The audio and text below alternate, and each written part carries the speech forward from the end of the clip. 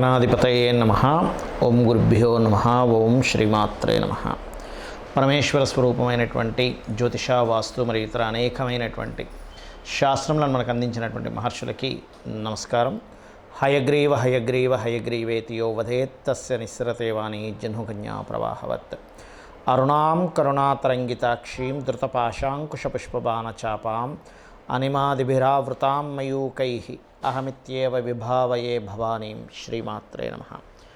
ప్రేక్షకులకి ఆ లలితాంబిక అమ్మవారి యొక్క అనుగ్రహం పరిపూర్ణంగా కలగాలని మనస్ఫూర్తిగా కోరుకుంటూ, మనం ఈరోజు చెప్పుకోబోయేటువంటి టాపిక్ ఏదైతే ఉందో అది దక్షిణాయనము. మనకి కర్కాటక రాశిలోకి సూర్యభగవానుడు ప్రవేశించినప్పటి నుంచి ధనస్సు రాశి ఎండింగ్ వరకు ఈ దక్షిణాయనం అంటే 6 నెలల పాటు ఉంటుంది. అంటే కర్కాటకము, సింహము, కన్య, తుల, వృశ్చికము, ధనస్సు రాశుల్లో సంచారాన్ని దక్షిణాయనం అంటారు.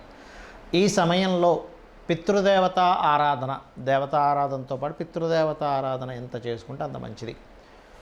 శాస్త్రంలో ఆ లలితాం అమ్మవారే దేవతలకి పితృదేవతలకు కూడా శక్తినిచ్చేది ఆవిడే. మనం దేవతల్ని పూజించడము, అర్చించడము, హోమాలు, యజ్ఞాలు చేయడం ద్వారా ఎలాంటి ఫలితాలు పొందుతామో పితృదేవతలు కూడా చేయాలని మన శాస్త్రము.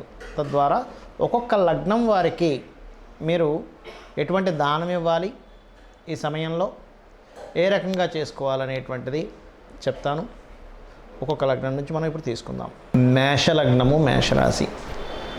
మేషం వారు ఈ దక్షిణాయనంలో ఎటువంటి దానాది క్రియలు ఇస్తే మీ యొక్క పాపకర్మ తొలగడము, పితృదేవత అనుగ్రహం రావడము, దైవానుగ్రహము, పితృ అనుగ్రహం రావడం వేటి వల్ల జరుగుతుంది, ఏ దానాలు, ఏ గోసేవ ఏం చేస్తే జరుగుతుందనే చెప్తాను. ముఖ్యంగా మేషలగ్నం వారికి వీళ్ళకి ఇన్బిల్ట్గా ఉన్నటువంటి ఒక యోగం కానివ్వండి, ఒక డేంజర్ కానివ్వండి, దేంట్లో ఉంటుంది, ఎక్కడ ఉంటుంది అంటే ఒకటే గుర్తుపెట్టుకోండి. వీళ్ళకి అప్పుల ద్వారా ఇబ్బంది పడడం కానీ, యాక్సిడెంటల్ ప్రోన్స్ కానీ ఇన్బిల్ట్గా ఉంటాయి వీరికి. దీని నుంచి కాపాడేది ఎవరు? ఒకటి భగవత్ శక్తి, రెండవది పితృదేవతా శక్తి. మీరు గనక ముఖ్యంగా ఆదివారము కానీ, శనివారము కానీ, లేదా గురువారము, గుర్తుపెట్టుకోండి, ఆది, శని, గురు ఈ వారాలు, ఆదివారం నాడు పితృదేవతల కోసమని స్వయం పాకంతో పాటు గోధుమలు కూడా దానంగా ఇవ్వండి. మీకు ఖచ్చితంగా పితృదేవత అనుగ్రహం కలుగుతుంది. అలాగే గురువారం నాడు మీరు ఒకవేళ గురువారం ఇస్తున్నారు ఉదాహరణకి, ఆ రోజు శనగలు కూడా దానంగా ఇవ్వండి. దీనివల్ల ఏమవుతుందంటే పూర్వజన్మ పుణ్యం ఏదైతే ఉందో ఇలా ఇవ్వడం ద్వారా అది యాక్టివ్ అవుతుంది. ఇప్పుడు చాలా మట్టుకు ఏమవుతుందంటే మనకు పూర్వజన్మలో పుణ్యం ఉంటుంది కానీ బ్లాక్ అవుతుంది ఒక్కోసారి. అరే పూర్వజన్మలో చాలా పుణ్యం చేసాం, ఎందుకు బ్లాక్ అయిందంటే అది ఎక్కడో పుణ్యం ఓపెన్ అవ్వకుండా ఉండేటువంటి తత్వం ఉంటుంది. అందుకని శనగలు దానంగా ఇవ్వండి. అలా కాదండి, మాకు అనేకమైనటువంటి రోగాలతో ఇబ్బంది పడుతున్నాము, నువ్వులు దానంగా ఇవ్వండి.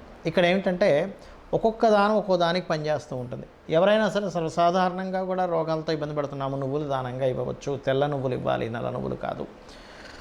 ఈ రకంగా చేయడం ద్వారా మీరు ఇబ్బంది నుంచి బయటపడతారు. అలాగే కొన్నిసార్లు దానం ఇవ్వడం కుదరదు. కొన్ని ప్రదేశాలు వేరే విదేశాల్లో అక్కడ ఇక్కడ ఉంటారు. అలాంటప్పుడు మీరు విదేశాల్లో ఉన్న మీ తరపుని ఇండియాలో ఉండే వాళ్ళతో మీరు ఇప్పించవచ్చు, అందులో ఎటువంటి సందేహం లేదు. అది కూడా మాకు ఛాన్స్ లేదండి, ఏం చేయాలి? కొన్నిసార్లు విదేశాల్లో ఉండకపోయినా ఇక్కడే ఉంటారు.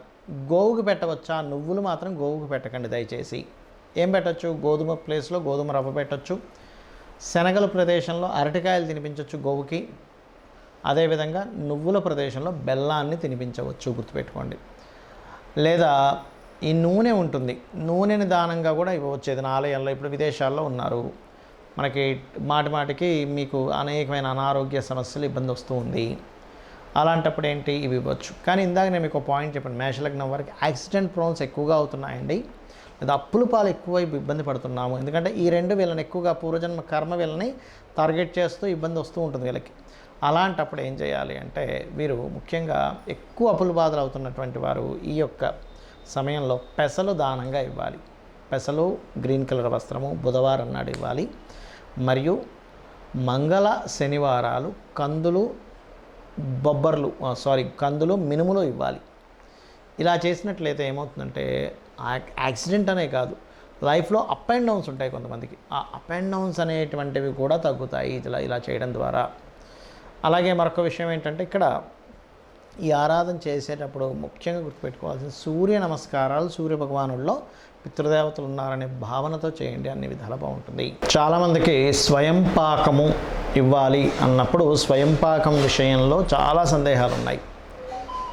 ఏ వస్తువులు ఇవ్వాలి, ఏ వస్తువులు ఇవ్వకూడదు పితృదేవతల కోసము అనేటువంటిది ముఖ్యంగా గుర్తుపెట్టుకోండి. స్వయం పాకంలో ప్రధానంగా బియ్యాన్ని ఇస్తారు. ఆ బియ్యం కూడా మీరు తినేటువంటి దానికంటే కూడా మంచివే ఇవ్వండి, లేదా మీరు తినేటువంటి బియ్యం ఇవ్వచ్చు.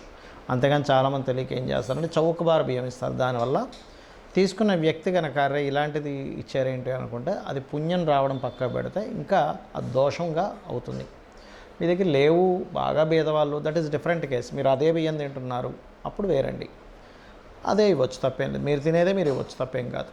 అలాగే రెండవది ఏంటంటే కూరగాయల విషయంలో కూడా రెండు కూరగాయలు ఇవ్వడం, అట్లా కాకుండా 1 కిలోనో 1/2 కిలోనో ఆ రకంగా ఇవ్వండి. తెలియక చాలామంది ఏంటంటే 2 బెండకాయలు, 1 వంకాయ, 1 మిరపకాయ అట్లా ఇస్తారు. దానివల్ల ఎటువంటి యూజు ఉండదు. కాబట్టి ఏంటంటే ఇవ్వండి. పొరపాటును కూడా ఉల్లిపాయలు ఇవ్వకూడదు స్వయం పాకంలో, గుర్తుపెట్టుకోండి. ఉల్లిపాయలు అస్సలు ఇవ్వకండి. 2 రకాల కూరగాయలు, తోటకూర, పప్పు, పెసరపప్పు, శనగపప్పు, లేకపోతే ఈ పప్పులు ఇవ్వచ్చు పర్టికులర్గా. అలాగే స్వయం పాకం ఇచ్చేటప్పుడు మీ యొక్క గోత్రము, మీ యొక్క ఇప్పుడు ఎలా ఉంటుందంటే తండ్రి గారు గతించారనుకోండి, అప్పుడు తండ్రి గారు, తాతగారు, ముత్తాతగారు పేర్లు చెప్పిస్తారు. లేదా అవన్నీ కొంతమందికి ఏమవుతుందంటే కొన్ని విషయాలు తెలియవు. అయ్యో ముత్తాతగారి పేరేంటో తెలియదండి, తాతగారి పేరేంటో తెలియదని అంటూ ఉంటారు. అలాంటి వారికి ప్రత్యామ్నాయంగా వాళ్ళు వేరే చదువుతారు. చాలా తక్కువ రేర్గా ఉంటారు, అది ఇవ్వాలి. ఇక మరొక విషయం ఏంటంటే ఇందులో చాలామందికి ఇంకొన్ని సందేహాలు ఉన్నాయి. ఏమిటంటే ఏమండి మేము మొత్తం 4 అన్నదమ్ములం, మా అన్నయ్య ఆల్రెడీ ఇస్తున్నాడు, నేను ఇవ్వచ్చా, లేకపోతే మా తమ్ముడు ఇచ్చేస్తున్నాడు కదా నేను అక్కర్లేదా అని. అలా ఏమీ లేదు, గుర్తుపెట్టుకోండి. ఎంతమంది పిల్లలున్నా వేరే వాళ్ళు ఆ యొక్క దానాది కర్మలు చేస్తున్నా మీరు మాత్రం ఇవ్వండి. మనకి ఈ యొక్క పితృదేవత ఆరాధన వల్ల వంశ అభివృద్ధి కలుగుతుంది అని చెప్తుంది శాస్త్రం. సంతానం కలగటం లేదు, ఖచ్చితంగా సంతాన యోగం అనేటువంటిది ఇస్తుంది. ఏమంటే అనవసరమైన రోగాలు మాకు ఇబ్బంది పడుతున్నారు అన్నప్పుడు రోగ సంబంధించినటువంటి విషయాలని ఈ పితృదేవత ఆరాధన అనేటువంటిది దీర్ఘ రోగాల నుంచి కూడా బయటపడేస్తుంది. లైఫ్లో అసలు ఎదుగుదల లేదండి. పితృదేవత ఆరాధన అద్భుతమైనటువంటి, ఎందుకంటే మనల్ని రక్షించుకుంటూ ఉంటారు వారు. కాబట్టి ఇది మర్చిపోకూడదని మన యొక్క సనాతన ధర్మంలోని మన యొక్క శాస్త్రాల్లో ఉన్నటువంటి అంశం ఇది. మనకి ఇదేదో ఈ మధ్య కొత్తగా వచ్చింది కదా, మన రామాయణ మహాభారతాలలో కూడా భీష్మ పితామహుడు, అదేవిధంగా రాముడు, వీళ్ళందరూ పితృకర్మలు చేసినట్టు ఆ యొక్క దర్భల మీద ఆ యొక్క పిండములను పెడుతున్నటువంటివి మనం చాలా చూస్తూ ఉంటాం రామాయణ మహాభారతాల్లో కూడా. అంటే ఇదేదో ఈ మధ్య కాలంలో ఏదో వచ్చింది అనుకునేటువంటిది పూర్తిగా తప్పు, గుర్తుపెట్టుకోండి. అలాగే ఏమంటే ఈ 6 months దక్షిణాయనంలోనే చేయాలి, ఉత్తరాయణంలో చేయకూడదు అనేటువంటిది ఏం లేదు, గుర్తుపెట్టుకోండి. ఉత్తరాయణంలో చేయొచ్చు, దక్షిణాయనంలో మరింత ఎక్కువగా దాని యొక్క ప్రభావం ఉంటుంది అనేటువంటిది అర్థం. ఎందుకంటే ఆ యొక్క మహావిష్ణువు యోగ నిద్రలోకి వెళ్తారంటారు. ఈ యొక్క దక్షిణాయనంలో యోగ నిద్రలోకి మహావిష్ణువు వెళ్తున్నాడంటే దాని అర్థం ఏమిటంటే ఆయన ఏదో వెళ్తున్నాడని కాదు, మనము కూడా ఒక ధ్యాన సంబంధించినవి సాధనలు ఎక్కువగా చేయాలి. మహావిష్ణువు అంటే ఎవరో కాదు, మనలో ఉన్నటువంటి స్థితికారకుడే. మనం చేసే ప్రతి పనికి ఆయన నడిపించేవాడే. అంటే మనలో కూడా ఆయన యొక్క తత్వం ఉంది. కాబట్టి సాధనా కాలానికి ఈ దక్షిణాయనం గొప్పది, పితృదేవతలకి గొప్పది, ఏదైనా ఒక దీక్షల్లా తీసుకునేటువంటి వాటికి గొప్పది. ముఖ్యంగా వర్షాకాలం ప్రారంభం అవుతూ ఉంటుంది, ఇక్కడి నుంచి వర్షము, ఈ చలికాలాలు ఇవన్నీ. అంటే ఏమిటి, ఇలాంటి సమయాల్లో మీరు ఒకప్పుడు బయటికి వెళ్ళేవారు కాదు, ఎక్కువగా ఇంట్లోనే ఉండి సాధనలు చేసుకుంటూ ఉండేవారు.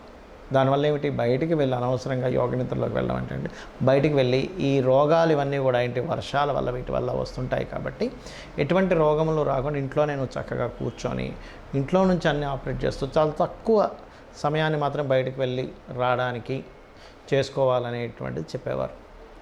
అదే రకంగా యోగాభ్యాసాలు కానివి ఇవన్నీ కూడా మనం దీని ద్వారానే మనం ఈ దక్షిణాయనంలో ఎక్కువగా చేస్తూ ఉంటాం. శాస్త్రాల్లో అన్నీ కూడా కేవలం దేవతారాధన వల్ల రావు. ఎందుకు అంటే నెగటివ్ పాజిటివ్ రెండూ ఉంటాయి, గుర్తుపెట్టుకోండి. మనం ఒక బల్బు వెలగాలన్నా నెగటివ్ అండ్ పాజిటివ్ రెండూ ఉంటాయి. ఆ రెండూ కనెక్ట్ అయితేనే ఆ బల్బు వెలుగుతుంది. అలాగే ఇక్కడ దక్షిణ ఇప్పుడు పితృదేవతలు అంటే నెగిటివ్ అని కాదు, బాగా అర్థం చేసుకోండి. ఇదొక ఎనర్జీ, ఇదొక ఎనర్జీ అనమాట. ఆ different types of energies connect అయితేనే మనిషి యొక్క జీవితం అందంగా అద్భుతంగా ఉంటుంది.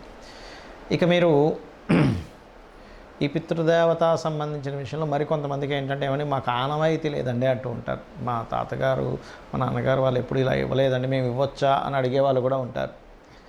ఎక్కడా కూడా మీరు ఇవ్వచ్చా అనేటువంటిది సంశయమే లేదు.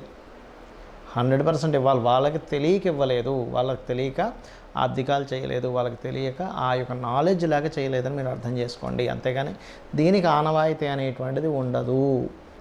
కొన్ని చూడండి, కొన్ని పూజలు కొన్ని ఏం చేస్తారు, కొన్ని నోములు అవి మాకు ఆనవాయితీ లేదండి అంటూ ఉంటారు. కానీ ఈ విషయంలో మాత్రం అటువంటిది లేదు. ఖచ్చితంగా ప్రతి ఒక్కరూ చేసుకోవాలి. నేను చెప్పినట్టు చేయండి. ఈ యొక్క సమయంలో దక్షిణాయనంలో గోసేవ ఎంత చేస్తే అంత మంచిది.